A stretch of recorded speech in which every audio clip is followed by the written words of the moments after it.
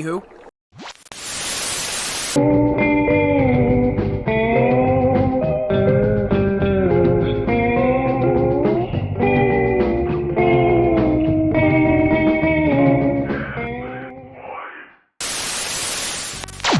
Dead by Daylight, the game where 4 survivors run around trying to repair generators to escape a killer.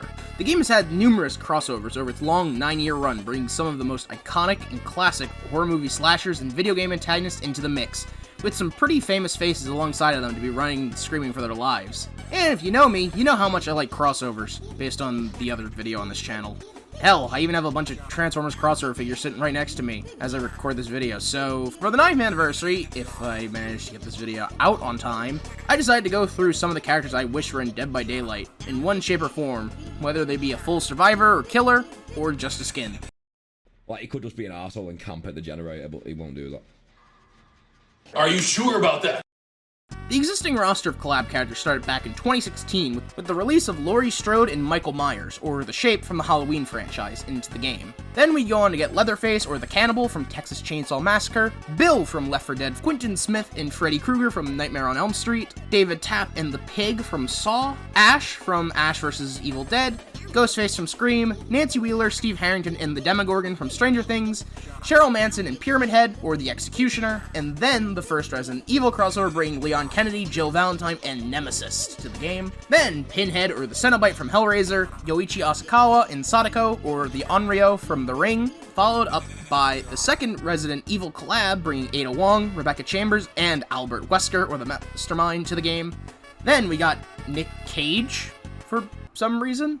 And then we got Alan Wake from, obviously, Alan Wake, then Ellen Ripley, and then the Xenomorph from Alien, Chucky, or the good guy from Child's Play, and then we got the D&D characters and Vecna, or the Lich from, of course, Dungeons & Dragons, followed up by Lara Croft, then Trevor Belmont and Dracula, or the Dark Lord from Castlevania, with it finally coming to close to the end with Ken Kaneki, or the Ghoul from Tokyo Ghoul, and finally, after 9 years, we got William Afton, or the animatronic from Five Nights at Freddy's, in the game.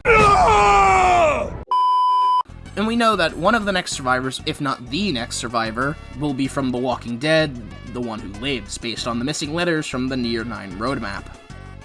So, how I'm going to do this list is survivors, then killers, and then full chapters that would have both killers and survivors, keep them grouped together. And I'll briefly talk about if the character would fit better as a skin or a full character. And starting us off would be expanding one of the original collabs, Left 4 Dead. Good point, cat. What's up? We got Bill in the game so many years ago, and in my opinion, he's kind of one of the worst picks for a Left 4 Dead survivor.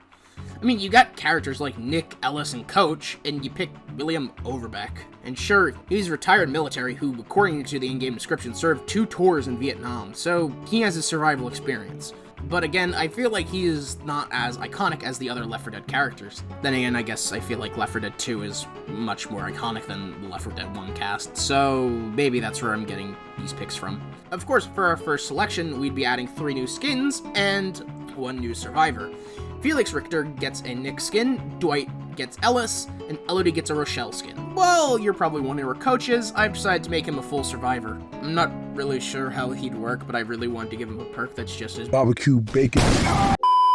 Also, I guess if you really wanted to go through the others, Adam Francis can get Lewis, David King or maybe Ace can get Francis, the one from Left 4 Dead, and Kate Denson can get Zoe. Shut up, Meg. Staying on the topic of zombies and the infected, this collab would be another awesome one to get in-game. And even the franchise director has shown interest in doing it. I'm shouting because this fucked up infected motherfucker with guts hanging out of his mouth just spit a bunch of toxic snot at me. Not a bad reason. Yes, the badass himself, Kyle Crane. I definitely prefer him to be his own survivor so he can get special voice lines, but I'm not too sure what other skins he could get if he was. It's been way too long since I've seen Dying Light, so for perks, I can really see him just having things that allow him to have faster movement or silent actions, just because how much of the original game is based on stealth alongside the parkour. I can see him getting a perk similar to Balanced Landing that would see him rolling out of a fall into maybe something like a full sprint, but that might be a bit strong. I also feel like this collab could work because Dying Light the Beast is coming out, and Crane is set to be back as the main protagonist. Also, I think it'd be really cool to get Roger Craig Smith to do the voice, obviously. Next up would just be a collab that would be pretty funny, and, looking at my notes, it just says, say the word Big Boss and something will happen. What? When you can stay, my name has the memory gone. Yes, we're bringing another Konami character into the mix, from Metal Gear Solid, and of course, it's Solid Snake. I can definitely see him being a full survivor with the fact we already have Silent Hill and Castlevania in the game. Also, before I go any deeper, I kind of know nothing about this franchise, and my knowledge mostly comes from the Norbit videos of can you beat Fallout New Vegas as X-Metal Gear character. Obviously, I'm going to do the most obvious pick for a legendary skin, it's Raiden. And then you can also do Old Snake for one of his purple skins. I don't know the difference, I'm sorry. I bring shame on this franchise. And everyone who's a fan of it probably just clicked off the video because I call them Old Snake and not Big Boss or Liquid Snake or one of the like 12 other snakes.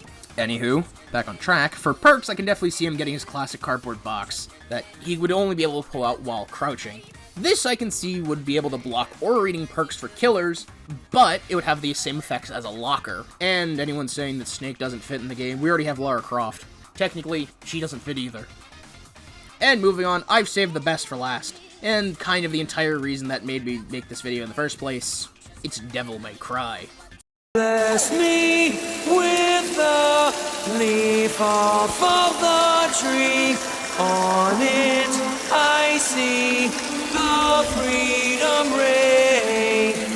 Yes, I'm saying we get Dante from Devil May Cry. The entire idea of this video came from seeing someone dress up Vittorio as Dante, and I was like, oh, that'd be cool, we can get Dante in the game. Obviously, he'd fit as just a Victorio skin, just like Geralt, but I think it'd be funnier if he had his own Survivor, having some kind of goofy perk.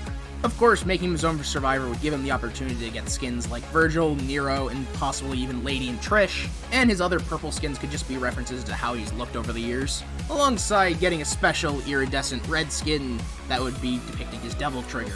Would this be a complete dead giveaway and be like a complete disadvantage? Yes. Yes, it very much would. But, would it be insanely cool? Hell yeah! This idea mostly comes from how close Capcom and Behavior are with the Resident Evil chapters, so I thought having another Capcom character in the game would be pretty funny. Also, adding Dante gives me the excuse to do this.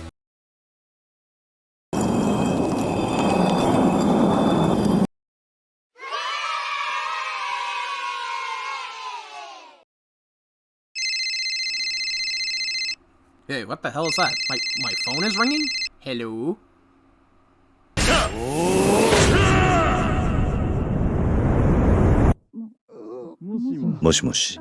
Huh? Yeah, I lied. We have one more special guest joining the Survivor side before I move on. And it's the legendary Dragon of Dojima himself, Kiru Kazuma.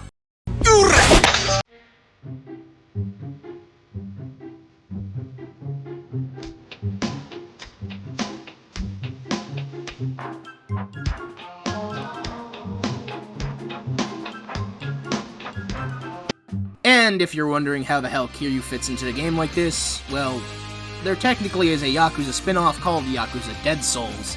For anyone who doesn't know what the hell this strange game is, it's just Yakuza, but the world's turned into a zombie apocalypse.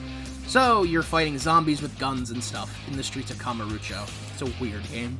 The cast, of course, is Kiryu, Akiyama, Ryuji, and what the hell happened to Majima? Why does he look like Skibidi Toilet? Oh no. We can't just bring one face of Yakuza into the game, so let's get two survivors with this. And I'm bringing the Mad Dog of Shimano himself, Goro Majima.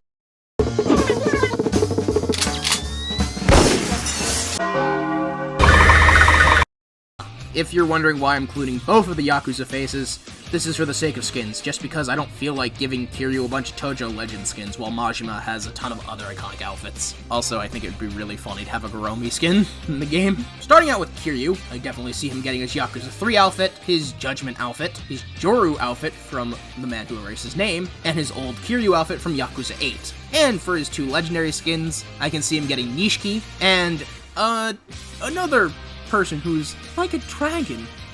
This was just a dumb bit to set up goddamn Ichiban. And, yeah, that was a really dumb joke, I'm sorry. Anyways, for Majima, he'd have his 24-hour Cinderella outfit, just because I think it would be really funny, his Goromi outfit, like I said before, and I guess a Majima construction crew outfit. And he could even get his Sea Dog outfit. I just really like this outfit. That's why I put it here. And for legendary skin, he gets Seijima. I get they kind of don't have the same build, but I mean, it works, sort of. Alongside him and Kiryu would both get their Yakuza 0 suits. Perks for these two, I'm not really sure. Kiryu is extremely tough, surviving things like multiple gunshots, so I feel like giving some sort of toughness perk would really fit him. Majima, on the other hand, would get perks that represent his crazy and agile fighting styles, like a possible token system that every time you personally complete a gen, you gain an additional speed boost after being hit. And with both of the Yakuza reps, that brings us to the end of the Survivor section. Now, we move on to the fun part, moving into killers. I have to start with one of the oldest internet legends and creepypasta monsters, the Slender Man. Sounds coming from the kitchen. Holy shit! It's the Slender Man! And he's cooking hot dogs on the stove! Hey, you hungry home invader!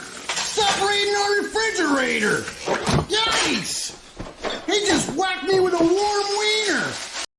Slender Man is one of the killers I really want, but I know is never going to happen because apparently I remember seeing somewhere that after the awful bomb of the movie, the creator said he's no longer licensing out the character. And I don't blame him after that train wreck. However, still fun to kind of speculate what he'd be able to do in the game. My idea for his ability would be called 8 Pages, and would see him functioning similar to Singularity and Wraith, where under certain conditions, he could teleport to survivors. The players would start the trial with meters around their icons similar to Sadako, which, when the meters filled up, would cause him to be able to teleport to you. I could also see him being somewhat similar to Ghostface, where he can stalk survivors after teleporting to them. I'd also have his meter function similar to how Doctor has you seeing hallucinations. Now, onto the part where he's like Wraith, I see him having an invisibility-like state to replicate his teleportation. This would basically disable him from doing anything while in that state, but if a survivor's meter gets full enough, he'd be able to teleport to him. Also, when he's invisible and he stalks you, your screen would become more and more static. And when fully static, you become exposed, similar to how, like I said, with Ghostface. Now, how you're wondering how you'd counter him, around the map, there'd be 8 pages. Picking up one of these 8 pages would fully reset your meter. When you're close to a page, and in your field of view, it'll begin glowing yellow, so you'd obviously see it. This would make players have to be strategic, so they don't use up all of the 8 pages before the trial is over.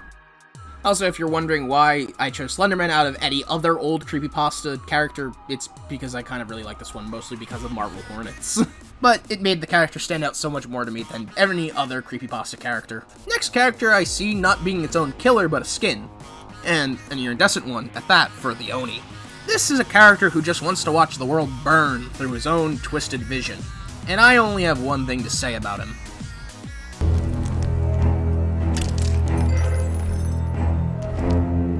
I fear no man, but that thing,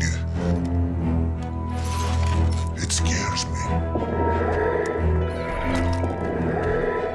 No, I ain't talking about that freak, alright? He's not here, is he? How do I get this fucking thing off?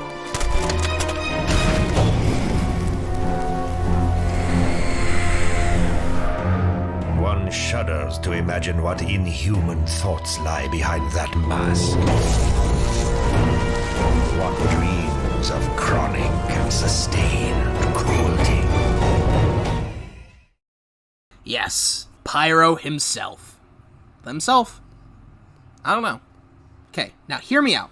Why is this an iridescent skin for Oni? Well, let me tell you.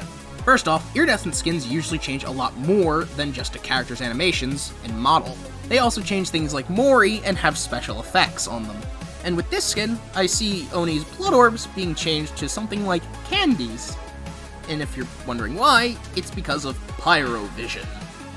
If you've never played TF2 or never put on one of these hats, you might not know what Pyro Vision even is.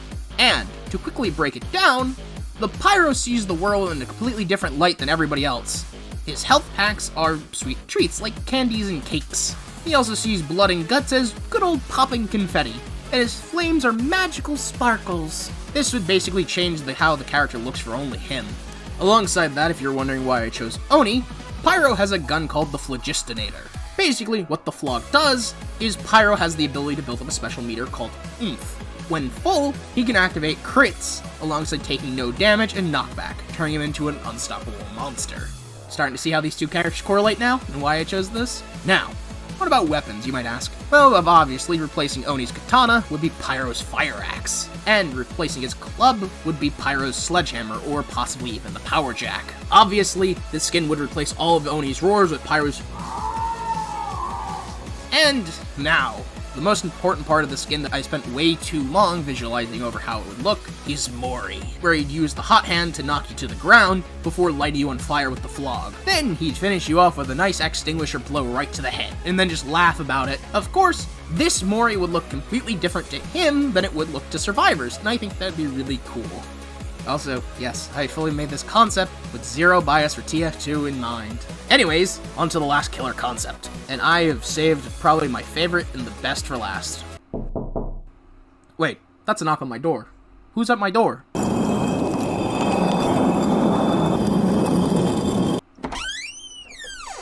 What the hell is this thing? Oh shit, it has a gun!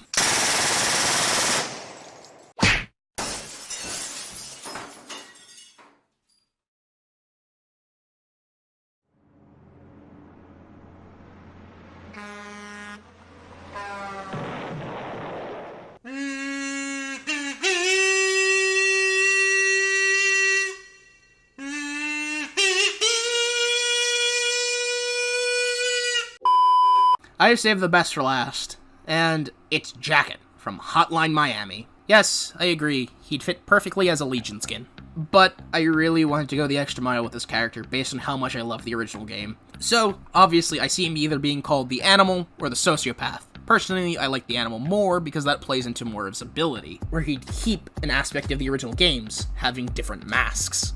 And if you're wondering how the different masks are going to play in, I've made Jacket a switch killer. So, I see him having 4 masks. His default Richard, or the Chicken Mask, Aubrey, or the Pig Mask, Tony, or the Tiger Mask, and finally Ramus, or the Owl Mask. You'd be able to switch through the mask with a wheel similar to how Lich works, where you'd be able to switch them on the fly. Now, starting off with Richard, this would make him play similarly to Legion, where he'd gain the ability to fast vault over windows and pallets, and have an increased melee range after doing it. Of course, with it being on a cooldown. Moving on to Aubrey, she'd of course let you play like Huntress, where you'd throw meat cleavers at survivors. However, you'd only get 4 shots with these before switching back to the default mask. And I'm going to skip over Tony for a second to talk about Ramus.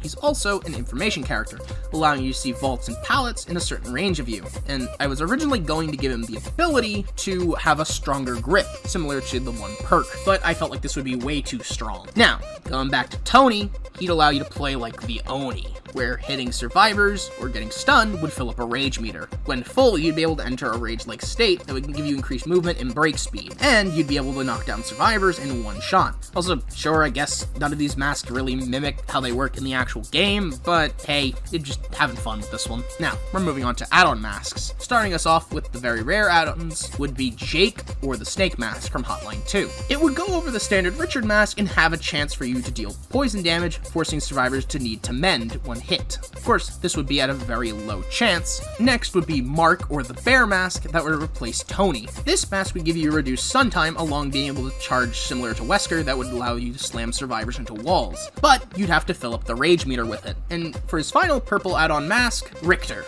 or the Rat. This would go over Aubrey and turn him into a character like Ghostface, where he'd gain the ability to crouch and stalk survivors.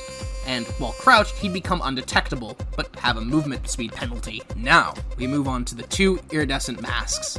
First up, we have Nigel, or the Bat Mask, that would go over Ramus. While equipped, this mask would darken your vision and hide all scratch marks, but standing still for 15 to 20 seconds would reveal the auras of all survivors on the map. You'd also gain increased hearing, so you can tell if a generator is being worked on or if an injured survivor is close to you. Alongside that, you'd be able to see the aura of survivors you're in chase with. Now, for the last add-on, I saved the best for last, and it's Tony's Revenge. Tony's Revenge would of course go over Tony, and Mark if you have that add-on also equipped, and this would turn him into a monster. This is stronger than full Oni's Rage, but it will only last 60 seconds, and either have a very long cooldown, or only be usable a certain amount of times a match, or both. This would give Jacket faster movement, swing, vault break, and recovery times, while also decreasing the times of stuns and making him completely immune to flashlights. He'd also gain increased strength, being able to knock down survivors in one hit, again similar to Tony, but he loses the potential to read auras, and potentially to see scratch marks. As for skins, there's not many you can do for him. Obviously there's the fans from Hotline 2, or Biker, but I'm not really sure how they'd work with the mask gimmick, so I'm just gonna move on. Now, I was originally going to have SCP healers be here, but I'm going to save them for their own video, because I feel like this one's going a little bit longer than intended. Anywho, we move on to our final category in the video. We have full chapters that have both killers and survivors, or collections of skins. Starting us off, we have one of my favorite indie horror games growing up, Bendy and the Ink Machine.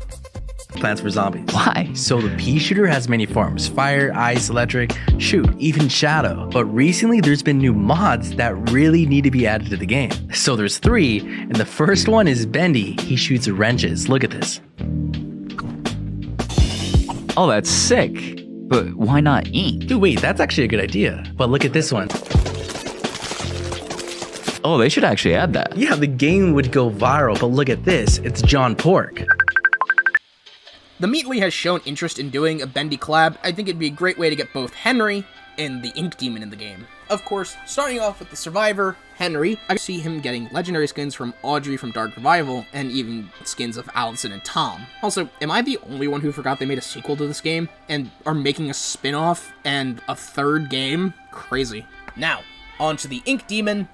Bendy would be a sort of an evolution killer similar to Nemesis in concept only, where throughout the trial, he'd grow stronger, and his classic design becomes his Dark Revival design, and then Beast Bendy to finish off the game. I also see him being the first and probably only killer that would physically grow in size as the trial progresses, starting off as a small killer like Sadako, before becoming medium, and then ending off as a tall killer. I also imagine when he'd transform, he'd do the Bendy Vision thing that you see throughout the first game, but I'm not sure how big they are on doing flashing light things. Then again, you can also just make it a toggle in settings.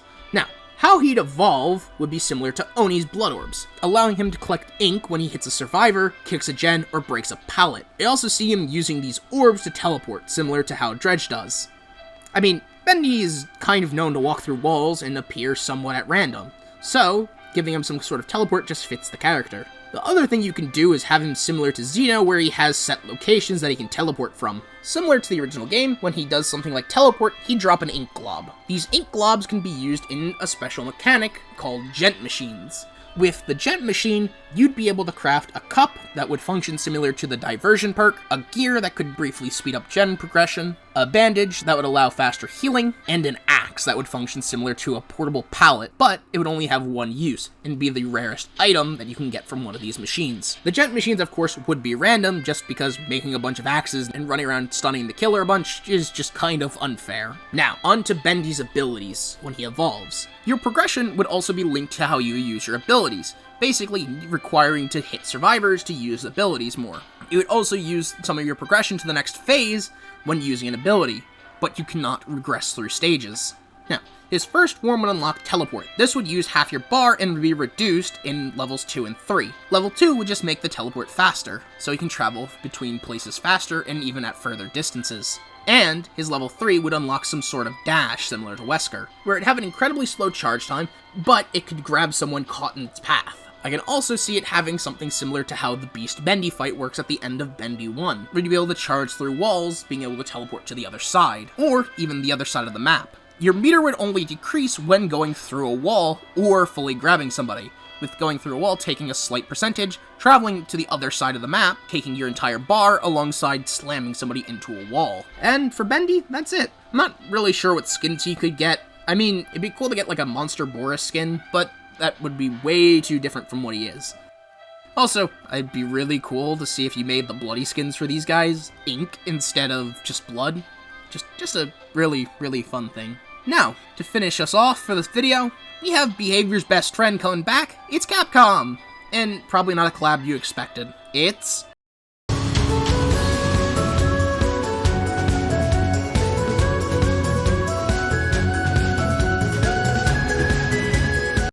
Okay, this is most likely the second craziest idea I've had for this video, with obviously the other one being Yakuza. But out of the entire Capcom roster, why do I choose Street Fighter? Well, we'll come back to that in a bit for the killer, but if you know Street Fighter, you can probably already tell who it's going to be, along with the survivors. Obviously, it's Ryu and Chun-Li that will be added to the roster of survivors. I know it's a weird pick for people to be trained in martial arts to be here, but, I mean, there's not really anybody I can do Street Fighter skins to, so I'm just making them survivors. Also, every other Capcom chapter has 2 survivors and a killer, so this is why I feel like having both of them works. Anyways, skins for Ryu being Ken, Guile, and even Luke, with skins for older Ryu and even evil Ryu. While Chun-Li gets skins for Cammy, Juri, and I don't know, someone like Poison, I guess? Sure. Alongside an older Chun-Li from Street Fighter 6. Obviously, I'm not really sure how their perks would work. I don't see them having any of their fighting style kits, but that's where we go into killer. Now, again, you've probably predicted this. It's the raging demon himself, Akuma. I tried to keep this as close to his original moveset as I could, based on Street Fighter 6. And if you're wondering how the hell I'm going to make a fighting game character work, well, simple. It's going to be similar to Lich, how he has different moves that he can choose from. So, Akuma would have 4 different special moves that he could perform. Some of his moves would have different levels to them depending on how long you charge them. Of course, starting off with the Street Fighter staple, the Hadouken. This move would have 3 levels. First, traveling rather slow and dealing only 1 hit of damage. Level 2 would be able to travel through walls, causing it to decrease to level 1. And have a speed and become unduckable. And finally, level 3 would travel extremely quickly and be able to fully knock down a survivor if hit. Up next is Akuma's Demon Swoop attack. This would allow him to jump across the map. Again, this would have 3 levels to it. The first just launching him into the air, the second causing a minor shockwave that can damage generators or break pallets, and interrupt survivors' actions, and the third being able to fully damage survivors, dealing 1 hit of damage. His next ability would be his Ashura Senku, which would allow him to travel through downed pallets and windows. And for his final special attack, this would have to be built up similar to Oni's Rage. The first level of this attack would be his Oni Goroshi attack. And then, if built up even more, would become his Empyrean's End. Oni Goroshi would be a strong basic attack requiring him to be extremely close to a survivor to land it, fully downing them in 1 hit. Empyrean's End would function similar to Wesker's Dash. I know, It's based a lot of things on Wesker Dash, I am sorry, where he'd be able to rush into a survivor and grab them and immediately pick them up. As said before, these moves would have to be built up into with something similar to an EX meter in fighting games by dealing damage to survivors. I was originally going to give him an awakening where he'd become Oni from Street Fighter 4 and all of his moves would be much stronger, but I felt like that's way too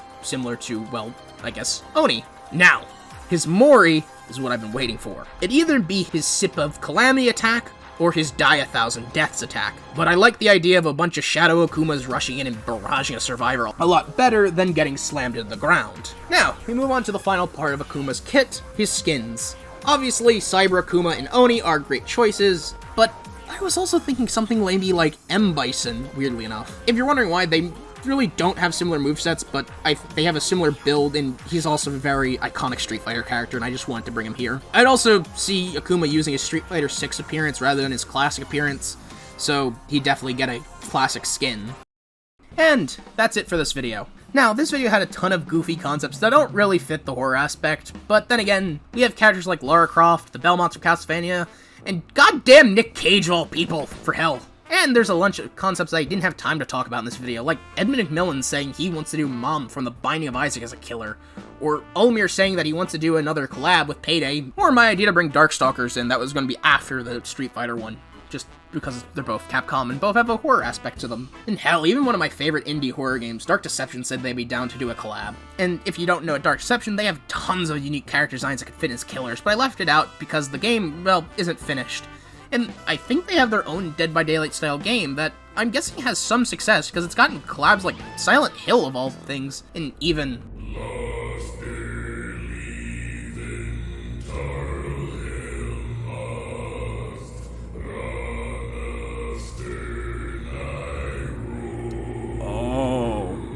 Oh no. That game. I'll talk about you some other time when I'm ready.